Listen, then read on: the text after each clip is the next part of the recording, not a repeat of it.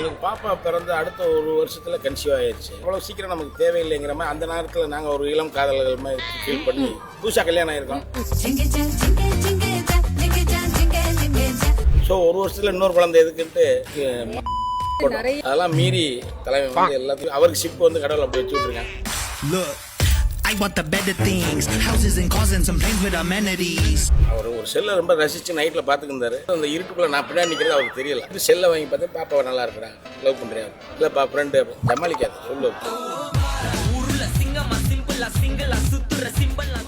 அவருக்கு ஏதாச்சும் இல்லை அட்வைஸோ ஒன்றும் டிப்பு இல்லை. இப்போ இன்னைக்கு ஃப்ரைடே கல்யாணம், திங்கக்கிழமை பால் காய்ச்சுறாரு. முயற்சியில் லாபமோ நஷ்டமோ, காஃபி குடிக்கிறாங்களோ ஹார்லிக்ஸ் குடிக்கிறாங்களோ, we don't care.